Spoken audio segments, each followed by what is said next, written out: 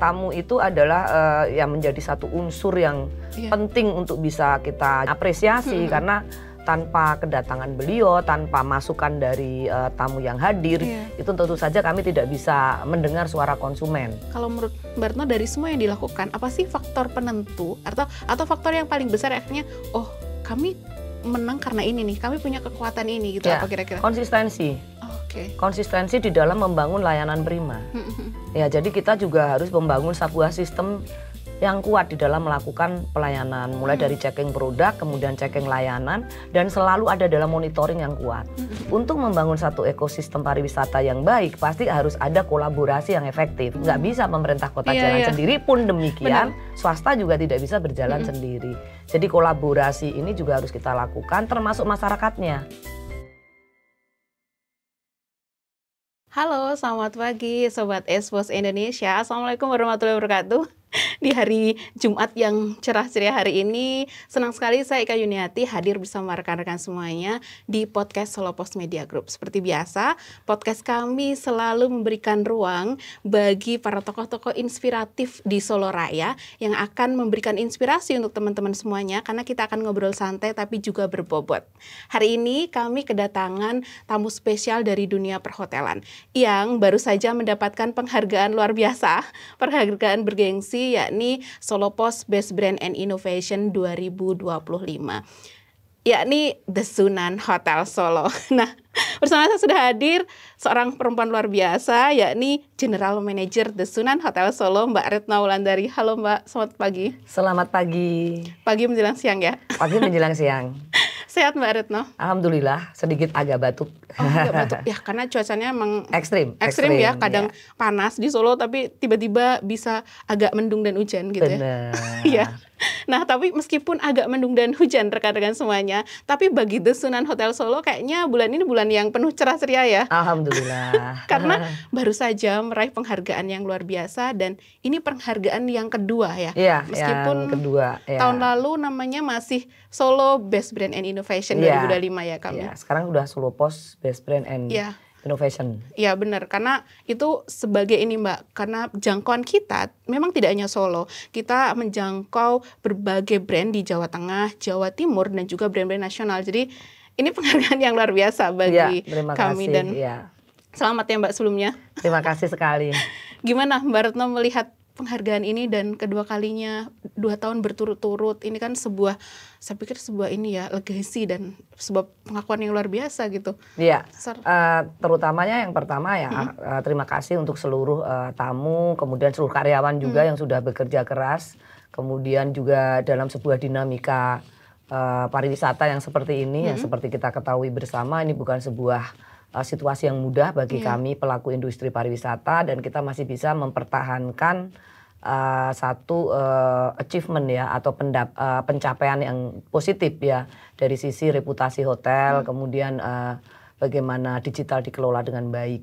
Nah, ini tentu saya berterima kasih yang terutama pada karyawan ya, yang sudah sangat amat bekerja keras ya untuk bisa mewujudkan ini semua, dan tentu saja tamu yang sudah mempercayai The Sunan Hotel Solo sebagai pilihan akomodasi atau kegiatan yang ada di kota Solo. Itu yang perlu kami sampaikan. Nah, kalau kita ngelihat dari bisnis itu sendiri, bahwa ini pencapaian ini juga adalah yang kedua kalinya. Berarti mempertahankan itu kan lebih sulit ya daripada kita meraih. Nah, tapi momen ini juga ditambah karena pada saat tahun ini kita tuh ada di ranking 1 juga. Melalui review di TripAdvisor, hotel di Solo.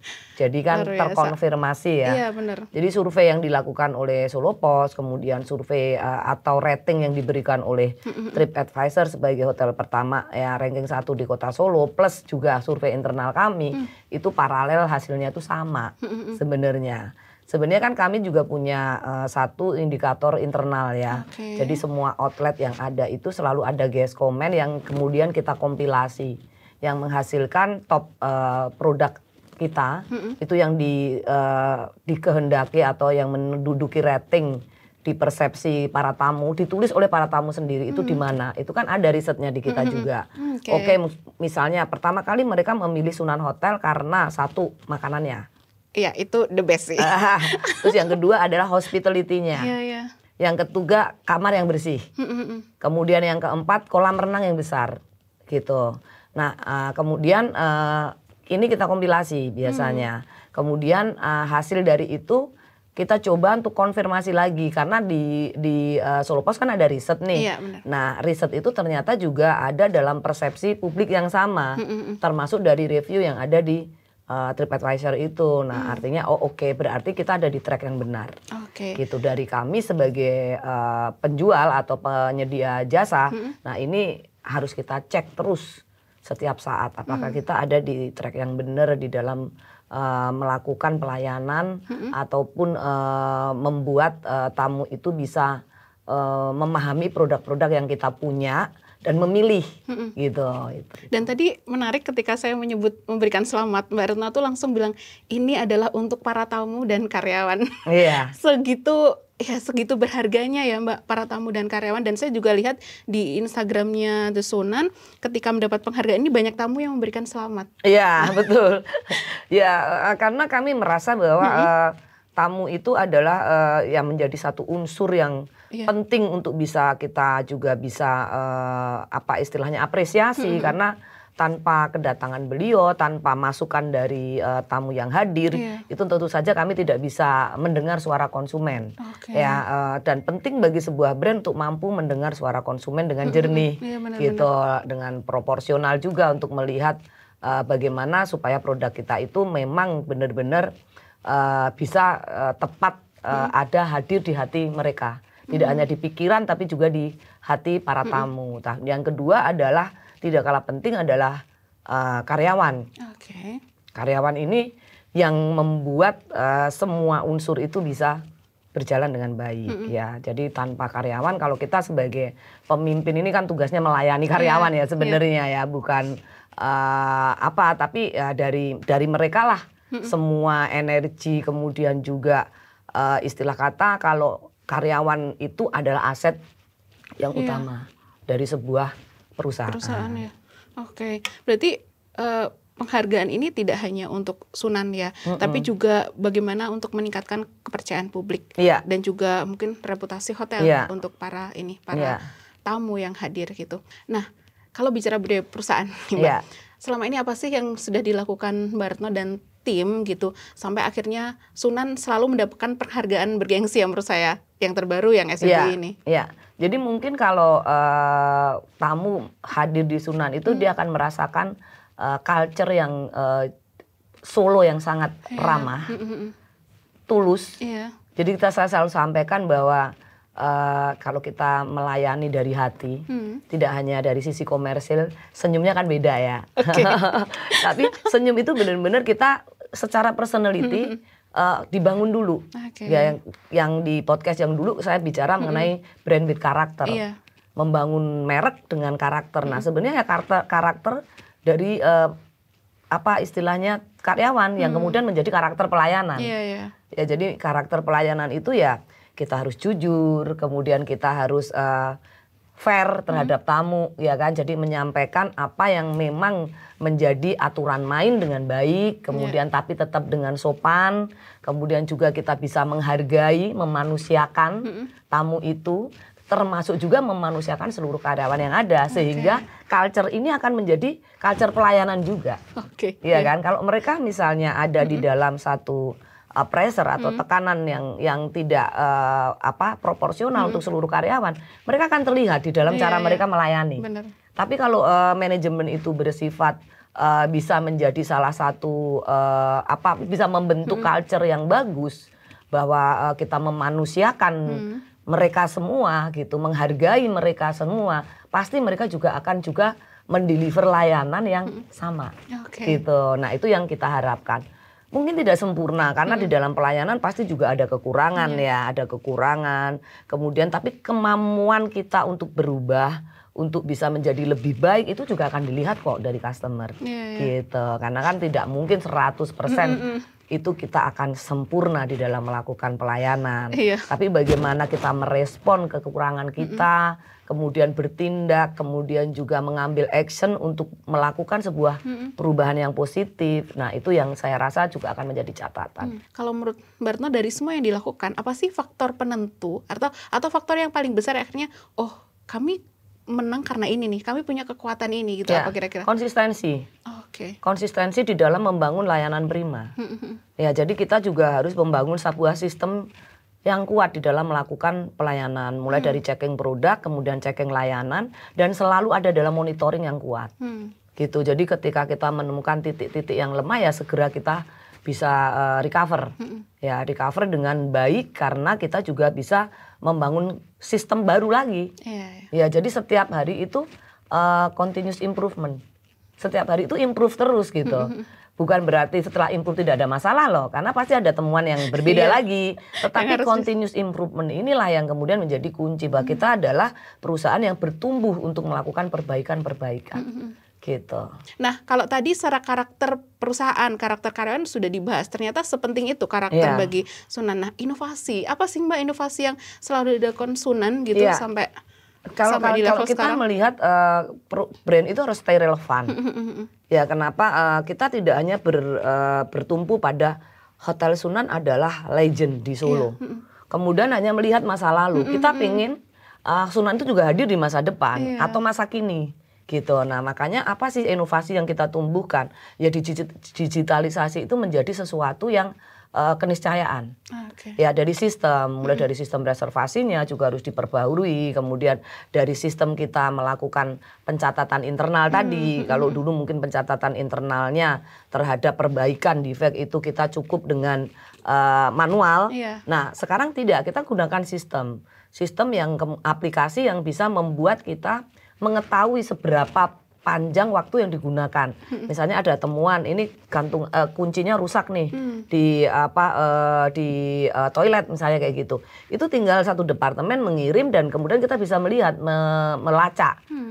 Sudah dikerjakan apa belum? Berapa lama? Dan ketika itu belum kan ini nyala terus. Blip-blip terus kan. Nah, artinya kan kita harus mampu untuk membangun sistem ini. Nah, digitalisasi itu mendukung, Mbak, percepatan. Menjadi lebih cepat, otomatis kan akan lebih mampu untuk dinikmati oleh tamu perubahannya. Nah, itu juga manajemen database. Sunan ini sudah hadir lama gitu. Berarti database atau pengelolaannya juga menjadi sesuatu yang harus di-concern. Gitu. Dan kita terus bertumbuh bagaimana kita menyapa customer ini lebih baik dengan sistem yang lebih mampu kita ukur. Gitu. Termasuk membership system. Kami punya 1.200 member misalnya ya. Untuk membernya Sunan kan cukup besar. Ya, 1.200 minimal itu 800 dalam 1 tahun kita punya database yang cukup kuat. Nah, bagaimana kita mengelola aset-aset ini? Aset itu sumber daya manusia, aset itu termasuk informasi itu juga aset gitu, termasuk database ini juga aset ya kan. Untuk bagaimana kita bergerak terus untuk mempenetrasi pasar.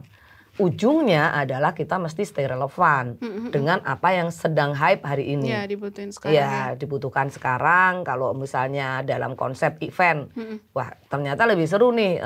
Kalau dulu kita bermain di hampir semua artis pernah kan. Oke, sekarang ada tren baru nih menarik, tapi relevan dengan konteks yang program kita, Musro Ban Java misalnya kita hadirin Lorenza, tapi dengan packaging yang bagus, yang kekinian, yang relevan. Nah, itu cara kita memang merespon tren. Nah, itu kalau tadi dibilang inovasi, tapi juga kreativitas. Kreativitas untuk bisa menyajikan program atau produk yang benar-benar masyarakat juga kepengen, perlu, dan menjadi brand reminder juga. Reminder untuk brand kita. Oh, Sunan itu masih ada loh. Gitu. Kira-kira itu. Masih ada dan sangat relevan. Iya, gitu ya, sangat Mbak, relevan dengan isu hari ini. Gitu. Ada salah satu program Sunan yang Explore Solo ya Mbak? Iya, Explore Solo. Nah, itu apakah memang program yang diluncurkan agar Sunan selalu berada jadi bagian dari masyarakat gitu. Brandnya melekat, tidak hanya melekat sebagai tempat untuk kita bisa istirahat di hotelnya, tapi juga berbagai kegiatan di sana gitu. Nah ini juga sama Mbak Ika, kita mencoba membuat sesuatu yang memang sudah ada perubahan di situ ya, bahwa destinasi wisata di Kota Solo itu tumbuh di dalam 2 tahun terakhir atau 3 tahun terakhir. Objek wisata nambah. Nah kita sebagai penyedia akomodasi pasti ingin menyuarakan juga gitu. Oh oke, mengabarkan bahwa Solo sekarang itu beda loh. Ada banyak destinasi baru. Nah cara yang paling sederhana adalah bahwa kita harus mampu bekerja sama dengan destinasi melalui program Explore Solo itu. Jadi mereka tahu bahwa pilihan ke Kota Solo itu sekarang ada. Lokananta keren, itu hanya tinggal nyebrang dari Sunan. Kemudian Masjid Syekh Sayad hanya 5 menit dari Sunan. Kemudian ke Pracimatuin hanya 10 menit. Sampai 15 menit ya ke Mangkunegaran. Ke Solo Safari dan objek-objek Kampung Batik Kauman, Kampung Batik Lawean. Artinya apa? Artinya dengan kita menyuarakan itu secara konsisten dan itu nggak cuma ke tamu loh, ke karyawan seluruhnya kita minta untuk Explore Solo. Oh, karyawan harus fasih ya, harus bisa menjelaskan. Jadi tidak hanya kita aja di marketing, enggak. Mereka harus tahu ini ada destinasi-destinasi baru yang kalian wajib tahu. Jadi ketika kita bikin acara outingnya tidak keluar kota, ke dalam kota. Jadi mereka harus bisa menjelaskan, oh ternyata batik kampung Batik Kauman tuh sekarang seru banget, banyak kedai kopinya, ya kan. Kemudian bisa menjelaskan Lokananta itu museum apa, gitu. Ada museum apa, ada apa di sana. Nah Masjid Syekh Sayad seperti apa, mereka harus tahu dulu sebelum mengabarkan kepada yang lain gitu. Jadi ketika nginep di Sunan juga akan mendapatkan informasi yang lengkap gitu dari seluruh karyawan tahu. Ya, apa yang menjadi produk destinasi wisata Kota Solo. Apakah ini juga salah satu komitmen dari Sunan untuk juga mendukung program-program pemerintahan di Solo termasuk soal pengembangan wisata gitu? Ya, saya pikir ini adalah stakeholder utama ya, pemerintah kota ini. Gerakan dari pemerintah kota itu tidak akan pernah bisa sempurna berhasil jika tidak ada daya dukung dari kita entitas pariwisata sendiri termasuk hotel. Untuk membangun satu ekosistem pariwisata yang baik pasti harus ada kolaborasi yang efektif. Benar gitu. Dan kita pun juga harus dengan gembira menyambut ini untuk bisa juga menjadi satu destinasi yang diperhitungkan Kota Solo ini. Nggak bisa pemerintah kota jalan sendiri, pun demikian swasta juga tidak bisa berjalan sendiri. Jadi kolaborasi ini juga harus kita lakukan termasuk masyarakatnya. Masyarakatnya juga harus open mind, karena kalau kita menuju ke kota pariwisata pastinya kita juga harus paham dulu produk-produk yang ada di tempat kita. Ini memang bagian penting dari ini ya Mbak, stakeholder. Tadi jenengan bilang stakeholder pariwisata nggak bisa berhenti di pemerintah, tapi semuanya perhotelan, dalanya harus tahu dan ikut, transportasi dan ikut mendukung. Guest house gitu, hotel, nah itu kan punya daya dukung semuanya. Ini nggak hanya bicara soal bisnis dari satu lini hotel aja ya. Karena itu pasti relate nanti. Benar. Keren ya.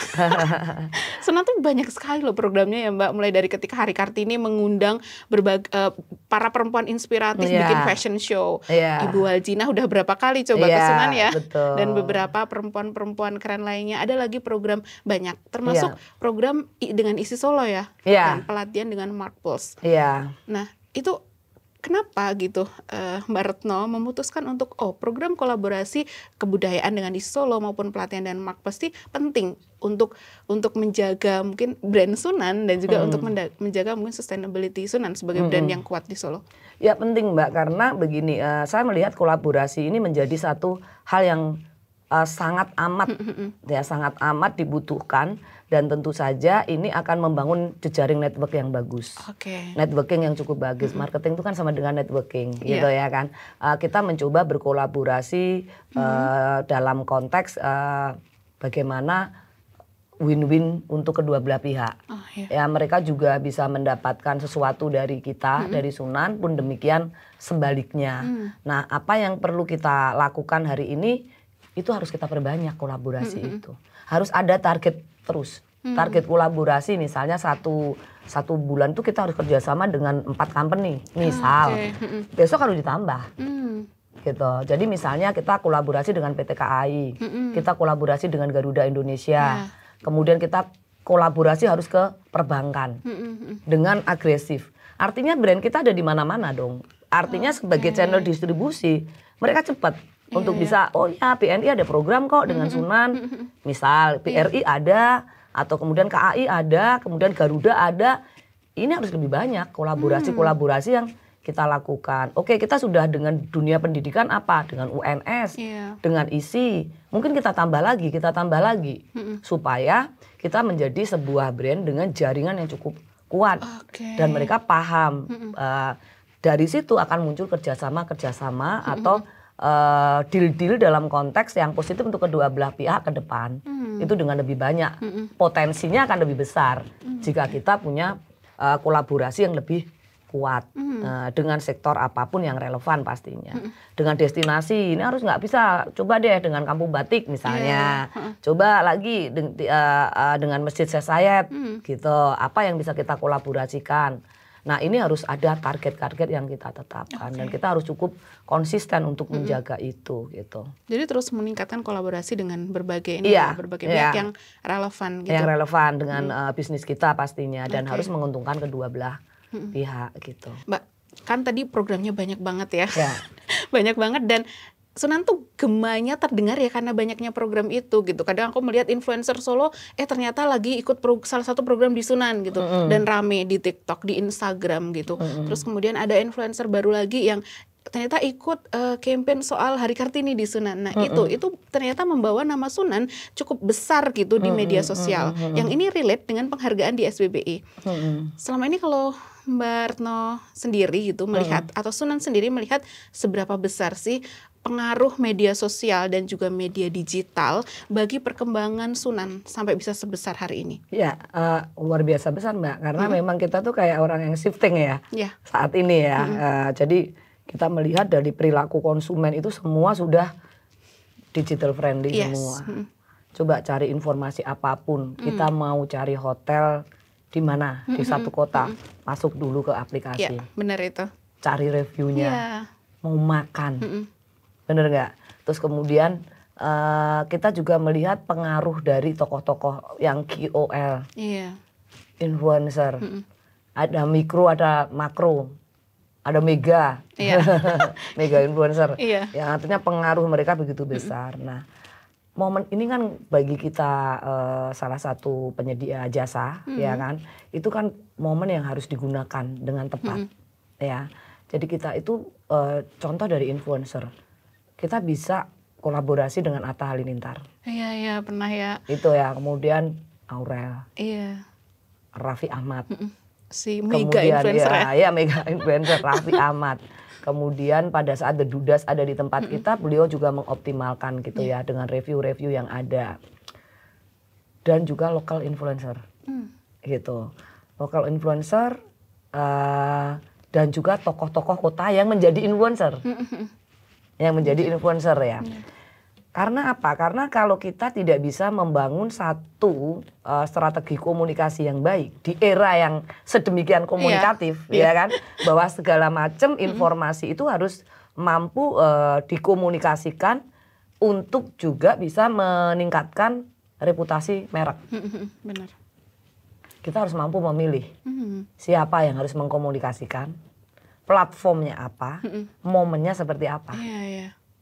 Untuk menjadi berhasil menjadi membangun persepsi publik ya. Termasuk kita juga harus ngerti substansi konten. Nah ini yang kadang dilupakan. Jangan cuma sekedar tampil.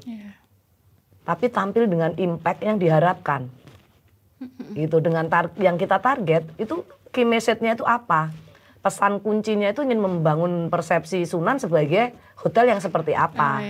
Nah itu yang memang menjadi sangat menarik. Dan kemudian karena saya dari dunia komunikasi, ya saya seneng gitu untuk bisa kadang trial juga. Kalau kayak gini impactnya buat brand seperti apa. Kita cek ombak, istilah kita cek ombak seperti ini.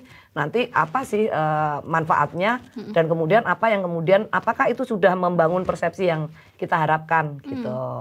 Misalnya kita ini sebenarnya pilarnya ada Mbak, pilar kita untuk melakukan activity. Yang pertama adalah pendidikan melalui Sunan Institute. Jadi sharing itu sering kita lakukan. sharing tidak hanya tokoh internal tapi eksternal. Kita sharing digital dengan Doro Kakung, misal seperti itu. Nah, kemudian sharing kesehatan dengan Dokter Tirta. Seperti itu kan sharing, itu melalui Sunan Institute. Program online juga itu, live. Nah, kemudian kita juga melakukan budaya. Karena apa? Kita tidak kepengen Sunan itu tercabut dari akarnya. Sebagai hotel kebanggaan Kota Solo, hotelnya orang Solo, ya kan, akarnya ya memang kebudayaan kota ini yang harus kita lakukan. Nah, itulah yang kita selalu, maka kita menginisiasi Sunan berkebaya. Itu jauh sebelum didaftarkan. Ya kan, nah, didaftarkan ke UNESCO ya. Itu sebelum itu Sunan sudah ada peluncuran Sunan berkebaya yang setiap Kamis kita harus berkebaya. Nah, itu yang menurut saya itu membangun karakter produk ini juga dengan ciri khasnya. Kemudian kami memang rutin untuk menggelar pengenalan kuliner. Kuliner Nusantara ya, Nusantara. Itu. Nah, itu yang menjadi warna. Jadi bertebarannya message itu juga dengan desain ya, dengan grand design bahwa pilar-pilar ini yang harus kita jaga. Pilar pengembangannya itu melalui apa saja, budaya, kemudian juga pendidikan dan juga aktivitas sosial sebagai bagian dari masyarakat Solo. Maka kita punya Sunan Menyapa, Sunan Menyapa Solo yang kita hadir di setiap kecamatan di Kota Solo. Ya, 5 kecamatan ya. Kalau di medsos nih Mbak, saya melihat Sunan emang namanya di mana-mana ya, di TikTok, di Instagram gitu. Tapi emang benar sih Mbak, sekarang digital itu jadi rujukan. Orang kalau mau kemana-mana, misal saya ke Kota Baru gitu, saya mau ke Makassar, saya searching dulu di Makassar adanya apa. Orang mau ke Solo pasti tanya dulu di internet.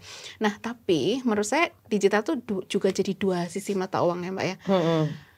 Brand kita bisa di framing dengan sepositif itu dengan salah satu misal unggahan seorang influencer atau unggahan kita sendiri, tapi juga bisa nih tiba-tiba dalam waktu sehari framingnya berubah. Nah, Sunan menghadapi itu gimana gitu kan? Kita itu harus yang pasti akan kita hadapi ya. Pasti, ya kan. Nah, itu lebih challenging karena sekarang harus ada manajemen krisis. Nah, itu ya. Itu krisis manajemen kan ya. Jadi ini PR-nya harus dipakai bener-bener ya, ilmu PR-nya.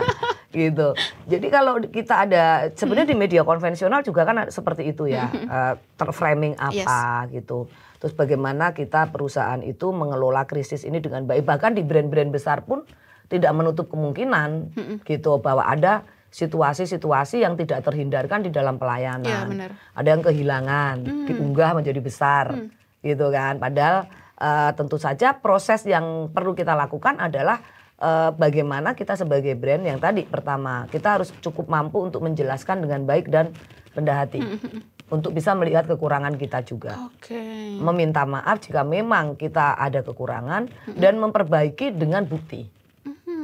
Jangan memperbaiki aja, karena semua people make mistake ya, maksudnya semua orang tuh pasti punya kekurangan, kesalahan gitu. Brand pun demikian, seperti manusia kan. Brand pun demikian, tetapi bagaimana dia mencoba untuk mature, mengambil hikmah atas kekurangan yang ada, belajar untuk memperbaiki dan bertindak seperti yang diharapkan untuk perbaikan. Memang masyarakat udah tahu selama ini Sunan juga punya track record baik kok. Ya, mungkin memang ini sedang ada situasi yang berbeda, tetapi track record yang baik itu investasi untuk kita gitu. Jadi nama baik itu sangat menjadi investasi bagi kita.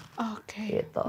Inspiratif sekali ya. Kalau tadi saya bilang podcast ini adalah ruang berbagi, ruang diskusi untuk tokoh inspiratif. Ini sudah pas. Closing statement dong untuk teman-teman yang ada di rumah yang tadi sudah setia mendengarkan podcast kita pada pagi sampai siang hari ini.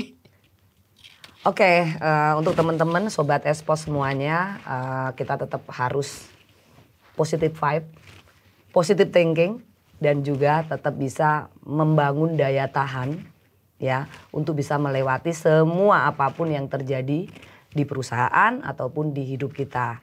Tetap jaga semangat, tetap selalu menginspirasi. Terima kasih.